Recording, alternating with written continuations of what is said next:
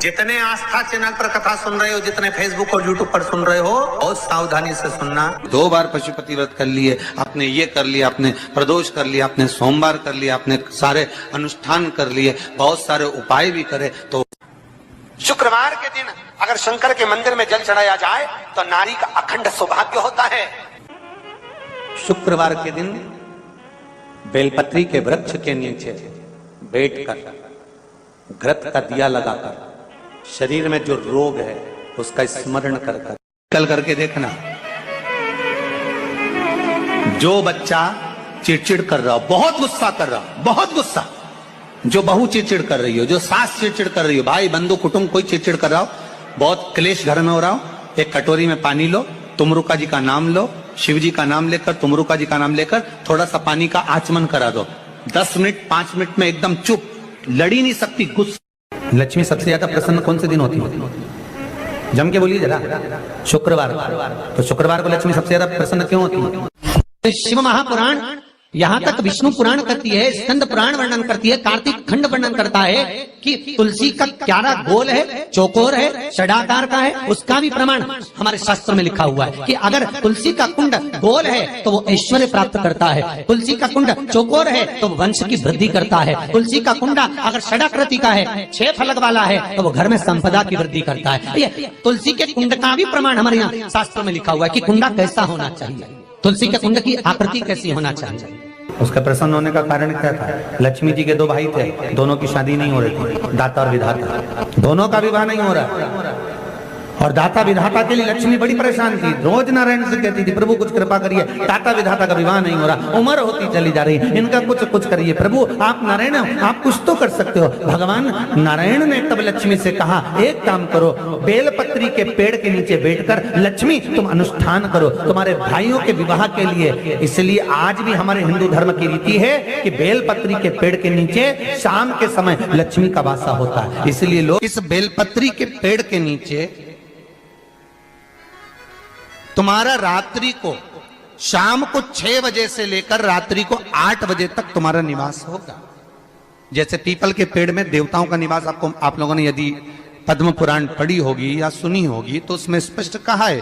People के वृक्ष की गणना ध्यान देना, पीपल के वृक्ष में सुबह 4 बजे से लेकर 7 बजे तक ब्रह्मा जी का वासा होता है। पीपल के वृक्ष में सुबह 7 बजे तक ब्रह्मा जी का वासा, 7 बजे से लेकर 10:30 बजे तक पीपल के वृक्ष में भगवान विष्णु का वासा होता है। कितनी बजे तक? 10:30। 10:30 से लेकर 11:30 12 बजे तक पीपल के वृक्ष में पितरों का वासा होता है। इसलिए हमारे यहाँ पितरों को श्राद्ध पक्ष में जो भोजन कराया जाता है वो 10:30 से 12 के बीच में कराया जाता है। 12 बजे के बाद पीपल के वृक्ष में दोपहर के 1:30 बजे तक आहूतों का वासा रहता है। आहूत कौन? जो गर्भ में शांत हो गए, जो कुंवारी अवस्था में शांत हो गए, जो जन्म लेने के बाद उनका विवाह नहीं हुआ और शांत हो गए, उन आहूतों का वासा उस पीपल के वृक्ष में दोपहर में 1:30 बजे तक रहता है। उसके बाद में प्रेतों का वासा चालू होता है। इसलिए दोपहर के समय पीपल के पेड़ की परिक्रमा नहीं होती। फिर शाम को 4 बजे से 7 बजे तक पीपल के वृक्ष में शंकर जी का वासा होता है। इसलिए शाम के समय पीपल की परिक्रमा नहीं होती। 7 बजे के बाद में पीपल के वृक्ष में रात्रि को 9 बजे तक कुबेर का वासा होता है। फिर 9 बजे के बाद में प्रेतवास चालू होता है पीपल के वृक्ष में। उसी तरह बेलपत्री का जो वृक्ष है, उस बेलपत्री के वृक्ष के नीचे रात्रि को 8 बजे से लेकर 12 बजे तक बेलपत्री के पेड़ के नीचे कुबेर का निवास होता है। महाराज कुबेर का निवास। प्रयास करा करो इसी बेलपत्री के पेड़ के नीचे हम दीप लगाएं, घी का दिया। यदि संपदा की कमी हो तो, अगर भगवान ने खूब संपदा दी है तो भले मत लगाओ, कोई दिक्कत।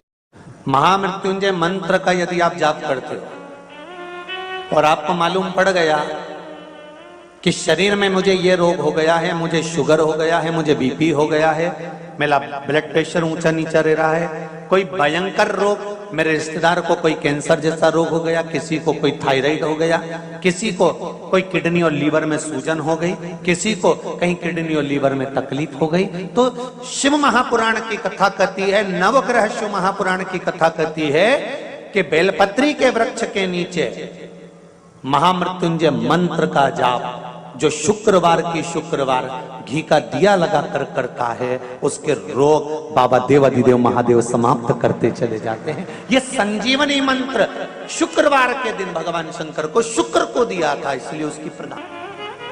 शुक्रवार के दिन बेलपत्री के वृक्ष के नीचे बैठकर घृत का दिया लगाकर शरीर में जो रोग है उसका स्मरण कर कर शंकर जी से विनय कर कर, हे भोलेनाथ, आपने शुक्र देवता को संजीवनी मंत्र दिया है, तो क्या आप मेरे को वो मंत्र प्रदान नहीं करोगे? मेरे रोग, मेरी बीमारी, मेरे दुख को आप नहीं हरोगे?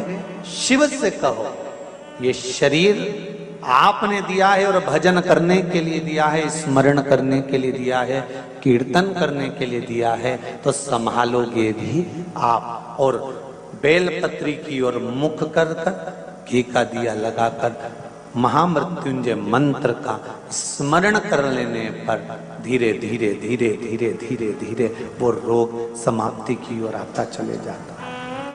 अगर आप शंकर भगवान को एक लोटा पानी अगर शिव को समर्पित कर रहे हो, श्वेत पुष्प को रखकर शंकर जी के ऊपर सफेद फूल को चढ़ाकर अगर एक लोटा जल भी, एक पात्र जल भी शंकर को समर्पित कर रहे हो, तो ये लक्ष्मी के लिए ही तो कर रहे हो।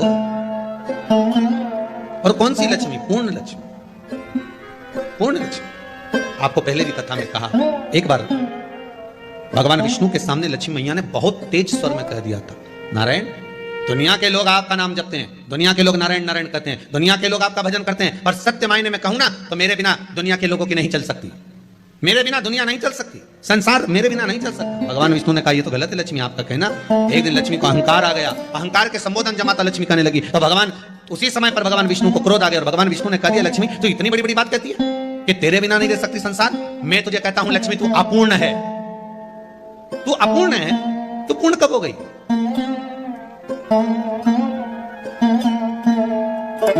तेरी पूर्णता कहां हो गई? लक्ष्मी की आंख से आंसू बहने लगे। आज आपने मुझे अपूर्ण कहा, आपको मालूम है आप मुझे अपूर्ण कर रहे हो? आपको ये ज्ञात हो रहा है आप मुझे अपूर्ण कर रहे हो? भगवान कहते हैं हाँ लक्ष्मी, मैंने तुझे अपूर्ण कहा। अपूर्णता का मतलब आप जानते हो ना? भगवान कहते हैं लक्ष्मी मैं सब जानता हूं। लक्ष्मी रोती हुई माता सरस्वती के पास पहुंच गई। सरस्वती ने पूछा क्या बात है लक्ष्मी, क्यों रो रही हो? लक्ष्मी जी ने कहा क्या बताऊं सखी, मेरे पति ने आज मुझे अपूर्ण कह दिया। तो क्यों रो रही है तू? अपूर्ण अगर कह दिया, पति ने ही तो कहा है ना, तो क्यों रोना? चल मेरे साथ। और सरस्वती मैया माता लक्ष्मी को लेकर सीधे पहुंच गई माता पार्वती के यहाँ। माता पार्वती के यहाँ जब पहुंची, माता पार्वती ने लक्ष्मी जी को देखा और सरस्वती को देखा तो पूछा कि बात क्या है, क्या हो गया ऐसा, क्या हुआ, क्या है ऐसा जो तुम दोनों आज मेरे पास में आई? क्या हुआ? पार्वती जी कुछ बोलती, शिव जी का ध्यान माता सरस्वती की ओर और लक्ष्मी की ओर गया और भगवान शंकर जान गए कि आज भगवान नारायण ने लक्ष्मी जी को अपूर्ण कहा है। अब देखें माता पार्वती क्या कर सकती है, इसको पूर्ण बनाने के लिए करेगी क्या? क्या हुआ? माता सरस्वती जी बोली लक्ष्मी को अपूर्ण कर दिया। अपूर्ण कर दिया? हाँ, तो क्या सोचना उसके लिए, इसको मैं अभी पूर्ण बना देती हूँ। माता जगतजननी पार्वती ने गोदी में विराजमान गणेश जी को उठाया और उठाकर लक्ष्मी जी की गोद में दे दिया। ले लक्ष्मी, आज से तो पूर्ण हो गई। लक्ष्मी आज से तो पूर्ण। गोदी में जब तक संतान नहीं है तो नारी को लोग अपूर्ण समझते हैं, पर माता पार्वती जी ने संपूर्ण ब्रह्मांड में एक सिद्धता प्रदान कर दी कि अपने गोदी के लाल को, अपने गोदी के पुत्र को माता ने लक्ष्मी की गोद में देकर लक्ष्मी को पूर्ण बनाया। शिव महापुराण यहाँ तक विष्णु पुराण करती है, स्कंद पुराण वर्णन करती है, कार्तिक खंड वर्णन करता है कि तुलसी का क्यारा गोल है, चौकोर है, षडाकार का है। उसका भी प्रमाण हमारे शास्त्र में लिखा हुआ है कि अगर तुलसी का कुंड गोल है तो वो ऐश्वर्य प्राप्त करता है, तुलसी का कुंड चौकोर है तो वंश की वृद्धि करता है, तुलसी का कुंडा अगर षडाकृति का है, 6 फलक वाला है तो वो घर में संपदा की वृद्धि करता है। ये तुलसी के कुंड का भी प्रमाण हमारे यहाँ शास्त्र में लिखा हुआ है कि कुंडा कैसा होना चाहिए, तुलसी के कुंड की आकृति कैसी होना चाहिए, तुलसी का कुंड होना कैसा चाहिए, वो उसका भी प्रमाण हमारे यहाँ स्कंद पुराण में लिखा हुआ है, विष्णु पुराण में लिखा हुआ है। कि आपको क्या किस रूप में चाहिए। पर जगत है ना, दुनिया के आगे हाथ फैलाओ, जाकर निवेदन करो, यहाँ वाले बाबा के पास हो या वहां वाले बाबा के पास हो या उसके पास हो या उसके पास हो या जगत के पास जाओगे, दुख पाओगे, रुपया खाएंगे, चूना लगाएंगे, धक्के मारकर निकाल देंगे, 2-4-8 दिन घुमाएंगे फिराएंगे, कल आना परसों आना नरसों आना, ऐसा करना वैसा करना, बस बाबा यही घुमाते रहेंगे और तुम्हारे धन का चूना लगाते रहेंगे। पर निवेदन है इनसे बचकर शिव की शरण में जाकर भगवान शास्त्र में जो लिखा है उसके अनुसार हम क्यों ना कर्म करें जिसका फल हम पा जाएं। हम क्यों ना ऐसा कर्म करें जिसके फल को हम पा सकें। हम क्यों भ्रमित हुए। हमारे यहाँ तुलसी के कुंड का भी विधान है। गोल कुंडा है ऐश्वर्य देगा, चौकोर कुंडा है। आप लोग कई बार देखे होंगे किसी किसी के यहाँ चौकोर तुलसी का क्यारा होता है, कुंडा होता है, वो वंश बड़ा षडाकृति का है, वो धन देता है, संपदा। दोष हमारा है, हम तुलसी के कुंडे के नीचे शंकर जी को रख देते हैं। क्यों कि यहीं तुलसी जी को पानी चढ़ाएंगे, यहीं शंकर जी को चढ़ा देंगे। दोष तुलसी के कुंड के नीचे हम सर्पदेव को रख देते हैं, नाग देवता रख देते हैं, पानी चढ़ाएंगे, पात्री रख देते हैं। नहीं, इसका दोष हम सबको स्वयं अगर गलती करते हैं तो स्वयं को हो। कैसा कुंड हो, 7 तरह के कुंडों का व्याख्यान तुलसी के रूप में कहा गया है। पहला गोल, दूसरा चौकोर, तीसरा षडाकृति, चौथा त्रिवेणी, 3 कोने वाला कुंडा। शास्त्र कहता है जिसके मार्ग घर में टुकड़े हो रहे हो, घर विभाजन की ओर हो रहा हो, तो 3 कोण का कुंडा घर में रखकर पूजा करने पर परिवार एक हो जाता है। 5वां, गार्डन में बिना कुंडे का, बिना कुंड का जो तुलसी का पौधा रोपित होता है, बिना कुंड के एक बगीचा जैसा बो दिया जाता है, तुलसी तुलसी उत्पन्न हो जाती है। महाराज वहां पर संपदा तो रहती है पर चिंता बहुत रहती है, टेंशन बहुत रहती है। क्यों? घर के दरवाजे के बाहर इतनी सारी बगीचे में तुलसा कर दी। कोई निकल कर जा रहा था उसने थूक दिया, कोई निकल कर जा रहा था उसने पानी डाल दिया, कोई श्वान ने, कुत्ते ने, किसी ने, बिल्ली ने गंदगी कर दी, उसका दोष आपको लगेगा। इसलिए कुंड के अंदर तुलसा का वो धन तो देगा, जो तुमने बगीचे में तुलसा लगाई है, गार्डन तुलसा का करा, वो धन तो देगा, संपदा भी देगा, पर चिंता को बढ़ा देगा। 5 मारा। छठा, तुलसी के कुंड को 3 धार पर लटका कर रखना। कई जगह पर आपने देखा होगा तुलसी का जो कुंडा होता है उसको 3 जो तार होते हैं, 3 जो चेन होती है, उस पे लटकाया जाता है। महाराज विष्णु पुराण उसका भी व्याख्यान करते हैं। महाराज वहां व्यक्ति के कार्य उन्नति की सीढ़ी की ओर बढ़ जाते हैं। जैसे भोजन की थाली लग गई, भोजन तैयार हो गया, बस खाने बैठे हो और थाली खसक गई, समझ लेना कि तुलसी को अधर पर लटका कर रखा। इसलिए कार्य तो हो रहे हैं, बनने वाले, 4 दिन बाद ये काम होने वाला है, 8 दिन बाद ये काम होने वाला है, लग रहा है कि इसमें इतना फल मिलेगा, लग रहा है इस व्यापार को करेंगे तो इतना फायदा हो जाएगा, सब कुछ करा, लाखों रुपए लगा भी दिए, थाली मालूम पड़े खसक गई, अधर लटका है। 7 क्रम है तुलसी के, ये छठा क्रम बताया। तुलसी का 7वां क्रम, तुलसी का 7वां क्रम है। महाराज तुलसी का कुंडा जैसा घर के आंगन में है, तुलसी का कुंड जैसे घर के आंगन में विराज रहा है, ऐसा ही छोटा सा कुंड भगवान के लिए रोपित करें। प्रतिदिन भगवान की सेवा करते समय तुलसी का कुंड सम्मुख रखकर उसकी आराधना करना, फिर उस कुंड को वापिस बाहर ले जाकर रखना, फिर दूसरे दिन पूजन के समय पर कुंड को लाकर रखना। हम तो यहाँ तक कहते हैं विष्णु पुराण गर्ग संहिता कल्याण का तुलसी अंग यहाँ तक वर्णन करता है कि आप पूरे साल ये नहीं कर सकते तो कम से कम कार्तिक के महीने में भगवान के सामने तुलसी का छोटा कुंड, चौकोर वाला, गोल नहीं, चौकोर कुंड लाकर भगवान के सामने रखकर छोटा सा कुंड का पूजन कर भगवान के साथ उस कुंड को वापस बाहर विराजमान करें, फिर कल लेकर आए, फिर विराजमान करें। आप पूरे साल नहीं कर सकते तो 1 महीना, उसका फल 1000 गुना प्राप्त होता है।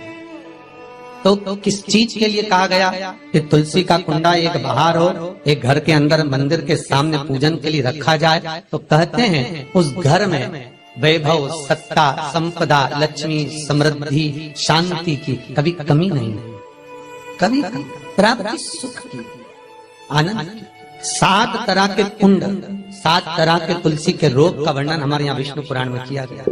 आप किस भाव से कर रहे हैं ये आप। महाराज स्त्रियों के, नारियों के जितने भी रोग होते हैं, बीमारियां होती हैं, रजोधर्म से जुड़ी हुई जो भी तकलीफें होती हैं, उसका भी व्याख्यान देवी भागवत में स्पष्ट कहा गया गूलर का फूल, अर्थात जो देवी जी को, माता जी को जो घंटी वाला फूल चढ़ता है लाल कलर का, गूलर का फूल, माता के चरणों को छुआकर, तुलसी के पौधे का स्पर्श कराकर, जो नारी को रजो धर्म से जुड़ी हुई परेशानियां होती हैं, उसके अंतर्गत वो फूल तुलसी का पौधा दिखाते हुए खिला दिया जाता है, तो 3 दिन में, उसको 2 दिन में आराम लग जाता है, 2 या 3 दिन में हमारा। तो शास्त्र कह रहा है आराधना में आप हाथ की माला, कर की माला ना भी रखें तो घट की माला, तुलसी की माला, रुद्राक्ष की माला आपके कंठ में होगी। तो 21,600 श्वास जो मनुष्य के शरीर से प्रतिदिन निकल रही है, 21,600 श्वास जो मानव के शरीर से प्रतिदिन निकल रही है, उस श्वास के बल पर आपकी घट की जिह्वा से वो मंत्र जाप हो जाएगा, उसका पुण्य आपके खाते में। तुम्हारे गले में जो तुलसी की माला हो, तुम्हारे गले में जो रुद्राक्ष की माला हो, उसमें मन के 108 होना चाहिए या 108 से भी ज्यादा होना चाहिए। कम मनके की माला मत पहना गले में, बारीक बारीक मनके की कर लो, छोटे से छोटे मनके की कर लो, 100 से भी ज्यादा हो, 108 से भी ज्यादा हो। क्यों? क्योंकि गले में अगर तुलसी की माला होगी, गले में रुद्राक्ष की माला होगी, भले तुम्हारे मुख से नाम ना निकले, भले तुम्हारे हाथ में करमाला ना आए, भले तुम भगवान का नाम जपो ना जपो, भले तुम भगवान को भोग लगाओ ना लगाओ, भले तुम तीर्थ जाओ ना जाओ, और गले में अगर तुलसी की माला या रुद्राक्ष की माला तुम्हारे गले में है तो चिंता मत करना, तुम्हारी श्वास